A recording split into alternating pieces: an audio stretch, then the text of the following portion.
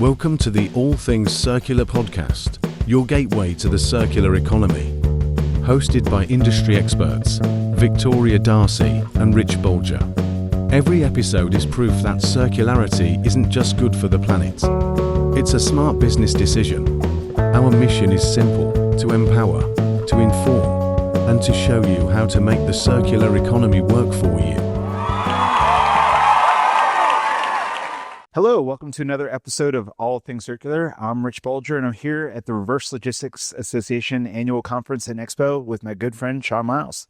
Sean, welcome to the show. Thank you. It's great to be here. And Rich, thanks for having me on the show. You bet. Well, you and I have been able to spend quite a bit of time together, but for those that don't know Recycle Global Exchange, RGX, and clearly they're meeting you for the first time, tell us a little bit about you and why you started RGX and what RGX does. Yeah. So I've been in the industry for almost 25 years. And I know it doesn't look like it because I shaved my hair close. And I still have some of it. But I just started when you were 4. I started when I was 4, so that worked out well. But I actually cut my teeth basically starting in telco. I worked in central offices running DS3s and BC connectors. And then I worked into selling T1s and POTS lines. And then I got recruited when I moved down to Austin, Texas by an equipment firm that was in gray market, what they called. And that was taking something in, refurbishing it, and then selling it with a service contract behind it. I learned a lot about that you could take any kind of a widget in, refurbish it, or do something else with it, and actually make it something better for somebody else to use. Little did I know that was the beginning of what we were talking about when it comes to a circular economy. That was a moneymaker. But as time went on, I noticed that there was a lot of manual processes in place. And with that, we said there's a niche that we can get into where we can make automation and we can actually bring more people into this solution, because e-waste is one of the biggest streams in the world right now that we're trying to tackle as a problem. Sure. And I think if we can get more people to run at it together, we can actually have a winning solution. It's not something where you have to pick, this is mine, this is yours. It's how do we go at this together where everybody can feast? So that's why we came up with the idea of let's build a software marketplace. And the reason why we said a software marketplace was because it's automation. That's where everything's going. Now, I will preface, I've never built software. So my idea of building software was PowerPoint slides. This button will do this, and this person does this. Luckily, I found some solid people that know how to build software, right. But it was more of a visionary thing. And then my partner, Paul, he was the MacGyver of operations. We worked together in previous life, and he just knew whatever I was selling, he could deliver. And so it's kind of a good yin-yang solution. Awesome. And I love the fact that you're using technology to solve common problems. Yeah. One of the things on All Things Circular that we like to do is try to align common vernacular. Yeah. I view Recycle Global Exchange as an orchestration platform that matches people with challenges with solutions to those challenges. Uber is a really good example of an orchestration platform. They match people that have cars with people that need rides, and they do it in a manner that allows for ease of payment, ease of finding. Yep. Insecurity, making sure that the drivers have the appropriate insurance. There's star ratings on both sides, so there's a confidence level. With Recycle Global Exchange, talk to me a little bit about how you orchestrate the problem with the solution. Yeah, and that's actually a great preface, because I'm a user of Airbnb. But I'm also, once I found a house, if I want to go back to that, I might find a property management group and go to them. So there's ways around it, but it's a tool for the industry, for the common good, the majority of people. And really the reason why it's good is you get that experience, you get that piece of security and confirmation that you know that you're getting into something that's good, especially when you're traveling with your family. I'm using the Airbnb example. But if I could take that same model into the recycling world, it's very important to know what's happening with my material. Is there data security I need to be worried about? Is it going to end up in a landfill that I'm going to be on 60 Minutes? These are the questions that today's stakeholders need to be looking at. And it was always a separation of ESG and sustainability. And then you had the other side of what's revenue driving. Now we're in the age of these things are coming together in the same conversation. And that's where I think RGX has that super niche market, because I can not only check the boxes to make sure your material is being disposed of correctly, but what if I can make it a revenue driver for you? What if I can actually make it something where, as you would say, I could take one thing, give you some return to buy the next thing. And that's where our system is becoming positively growing in traction, where people want to be a part of it. I'm not here to take your job. I'm here to automate the manual process. And I'm not here to take your customer, Mr. Vendor, because I'm bringing you opportunities that you weren't getting before. No, it makes a ton of sense. And I was talking on a prior podcast that my very first job that I had at Verizon was taking bill payments. Customers would come in, I'd shake their hand, ask them how their day was going, check their bill to see if they could be on a better plan or upgrade, take their payment, and then walk them to the door if I had time and thank them for their business. But within a few days of doing that job, Verizon put a machine in the store, and that machine's job was taking bill payments. So my very first job got automated, but I went on to a 17-year career because the task was automated didn't mean my value to the company changed. Right.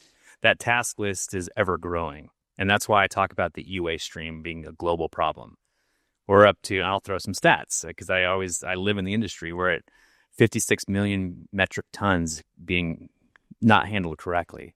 It's projected to hit 70 million metric tons by the year 2030. That's a lot of weight, and that's a lot of material. And if we can find the right way to handle it and work together on it, everybody wins. We can take tasks away, but the problem still isn't solved. Right. You talk sometimes about, you refer to it as a circular dilemma.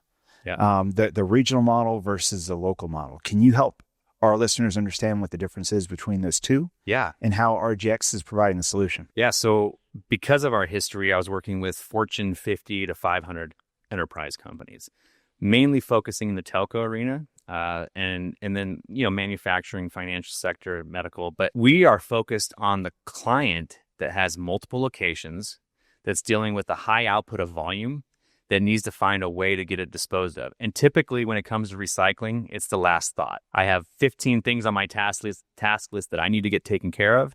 Oh crap, and now I got to recycle something. What do? I Google somebody or find something. Oh, this one looks good. When you're working with large supply chains, there's a barrier of entry. It's typically 12 to 18 months to even get supply chain to get you an agreement.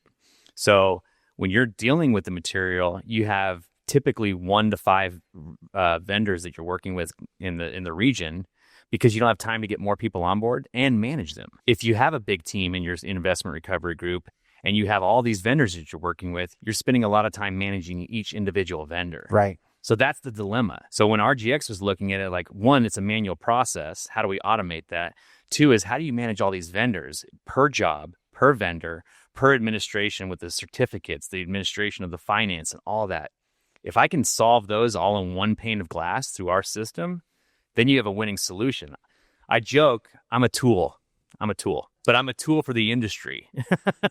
And so if I can be that benchmark tool where people want to utilize it, the clients can use it, the service providers can use it, and then the service providers become clients because they're seeing the value of it. They can find somebody in another state where they might not be headquartered, but they're servicing their customer to give them that good experience that they're taking care of them. Yeah, when I ran a global recycling program, I had a sourcing department that was very fickle. They didn't want to onboard new suppliers, and if they did, it had to be backed up with a huge business case, and it just took forever to go through. And managing a global take-back program, you're right, you would have to go through and onboard hundreds of buyers, and then you'd have to go through and manage the communication. I've got this. What is your bid? What is yours? And you could get inundated by email. Yep. You could get inundated by just procurement, sourcing, and onboarding. And it wasn't very practical. And what that led me to do was ship product many more miles, recycling miles, than it needed to go to get it to a home. Yep. And I may have driven past a whole bunch of organizations that could have offered a better price. One of the things I love about this business is often what is environmentally beneficial is also economically beneficial. Correct. Shipping something 800 miles instead of 8 miles, there's an environmental impact, but there's also a cost because it costs money to go through and ship. In addition to that, the reporting requirements that we had to go through and submit up to our ESG teams and far as what our impact was, what our benefit was, the results, compiling all of that information from hundreds of vendors was daunting. I mean, Yeah. this is why we didn't do it. Yeah. Talk to me about how the RGX platform has helped improve that process with technology. Yeah. So we're getting there. And I don't think it's a problem that you just fix overnight. It's not black and white, right? Yeah. I mean, we're coming from what we were calling a gray market to try and add transparency now. So if I can remove some of the haze and give you insight to the ecosystem of who's a good vendor, who's certified, who responds right, who takes care of everything, that's one checkbox. The other piece is if I can reduce your manual time, if you're spending 7 people chasing down an email and filling out a spreadsheet, is that really best time? I joke with my own team here is like, hey, if we're going to all get on a call, I'm minding what am I paying you each hour? If we're all on a call, if there's 7 or 8 people on a call, that's a $1,500 call. So make use of your time, whether you're in a small organization or a big organization. And then the last part is like, how do I do better? That was one of our mantras when we started, is just doing better. That doesn't raise the stakes so high that it has to hit this goal, but it's better than what we did yesterday. Right. I'm a sports guy, so next ball, right? Sorry Next about play. the Broncos, but this year they're going to be good. Yeah. And sorry about the Rams. Yeah. You know, they had a good try at the playoffs, and I forgot who beat them. But anyway, do better. I think that's the mantra that we do, is we can do better for the local economy by promoting people that are right there that can take the material. We can do better for the environment because we're tracking it, making sure it doesn't end up in a landfill or there's security breaches. And then we're doing better for the ROI. When you tie those all into one interweave solution, it's hitting all the stakeholders that have something of a value in there, and they say, okay, there's a win. Yeah, and just having all that information in one place is a value add. When I took a look at this dilemma through the lens of, I'll use Uber as an example. Yeah. If sourcing had to go through and onboard and communicate with every single one of the drivers before any one of our employees could get in a car, it was impractical. It's a crazy story. I mean, just watching the documentary, I got more insight of what really happened. Now, if Netflix ever wants to do a documentary, we can talk about that, but it's not going to be as cool as the Uber story. Yeah. But yeah, just working with all these service providers, everybody has a niche. So I think I've actually gotten a psychology degree along this entrepreneurial state, because there's a mass amount of time investing into the stakeholders of saying, look, you can do better here by, if you're certified and you're only taking in phones and laptops and you have a 30,000 square foot warehouse, why don't you carve out a section and be a downstream, because you're in the right spot, you're certified, and you're doing something where you can take in material. They didn't think about that. So it's actually adding revenue drivers for these service providers. And then also talking to the clients that I'm not here to take your job, but if I can free up more of your time and you champion us, you can look like a winner and do other things to help grow your division, your group. Yeah, I love finding value in places that people feel as though there's no need. One person's trash is another person's treasure. And when you solve the economics of how to make it affordable to go through and recycle through an exchange process that matches people who have complicated footprints of returns, multiple locations in different parts of a geography, with local vendors that can go through and really pick it up for less. Yeah. And oftentimes buy it for more if they were buying it from someone who was buying it or aggregating it at a further away spot. The exchange concept is really interesting. Yeah.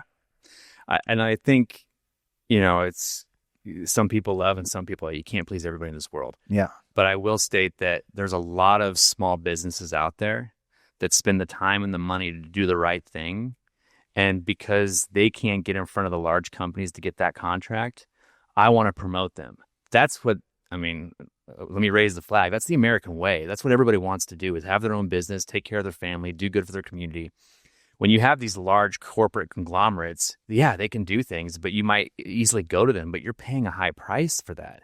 And I'm not saying that they're not important for our ecosystem, but I'm saying that the other guys, the little guys, are what keeps the wheels running. And I met them, and through conferences like the Reverse Logistics Association show, ITAD, Mobile Disrupt. Yeah. There was all of these companies, and you could meet the people, and they were good people that wanted to go through and tap into the ecosystem, but I couldn't manage multiple organizations. I couldn't onboard. I couldn't talk to, talking to someone to pick up a pallet of product takes the same amount of time as talking to someone to pick up a warehouse full of things. Yeah. So I love the way that your exchange has broken it down into bite-sized chunks.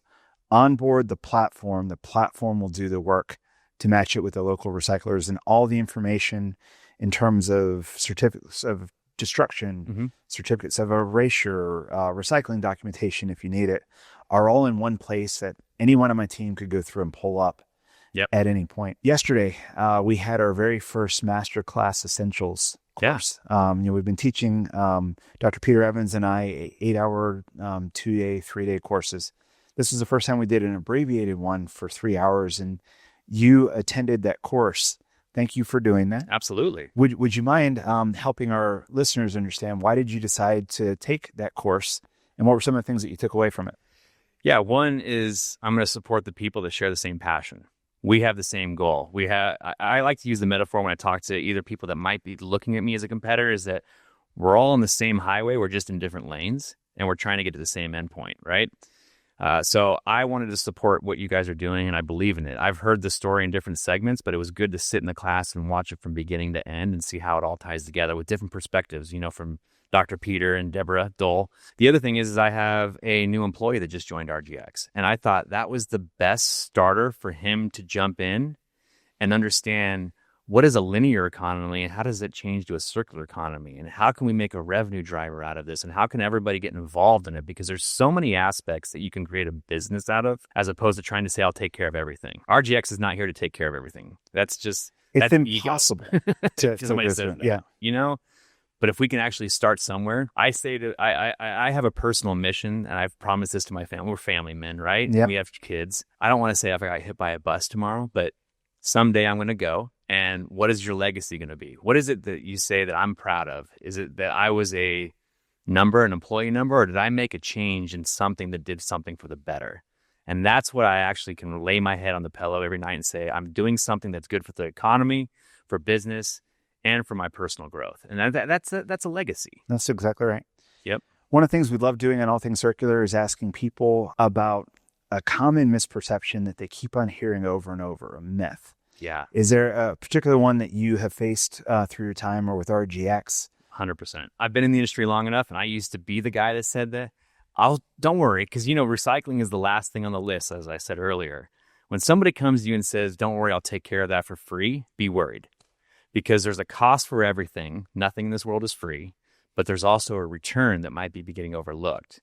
So the difference, the myth buster that RGX breaks, is that we can show you the transparency. There is a real cost and there's a real return. And I think we're in the age in the society now where everybody wants to be the personal driver to make their own decisions. And if I can give you that tool to help you get more insight, that's a myth breaker. Okay, great. Now, with RGX, you've got two different clients that you need to attract. You've got the people who have massive amounts of products that need a economical, technology-backed solution to go through and find a home for their unwanted things at the best possible outcome, blended benefit. And you have people that need to go through and be able to bid and take on those projects that come across. Yeah. Drivers with people that need rides. Yep. Help our listeners understand, if they want to learn more about either one of those elements and about RGX, or to find you, what's the best way to get in contact? So, I'm not going to give my cell phone on this, but my LinkedIn profile is right there. I will take a message and an email and set up a meeting with anybody. I love to talk to anybody about where they're coming from, where they're going, and how I can be of help. I think that's the pay it forward method. Yeah. Because I've had people in my life that have come down that. And I want to make sure that I keep reciprocating that. RecycleGX.com is where you can go to our website. You can learn about what we're doing, how we're doing it. You can actually even sign up to be a client or a service provider right there. And then our team will get a notification to reach out to you and say, hey, welcome. Let's talk about how we can help each other. What's the difference between a client and a service provider? So it's the verbiage, right? Yeah. Making sure that is staying in the same language. A client is going to be somebody that has material that they need to find a home for. Okay. Whether it's disposed recycling, whether it's a second life, it's a reuse.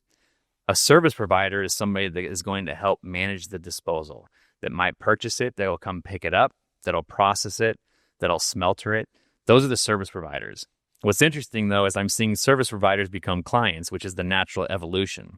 And again, I think that's where we start seeing that circularity come through. That's fantastic. Yeah. Well, Sean, thank you very much for sitting down and chatting with us this week. Thanks for making the trip to the Reverse Logistics Association Annual Conference and Expo. Absolutely. Thank you very much to our listeners for tuning in. We will see you on another episode of All Things Circular. Have a great day.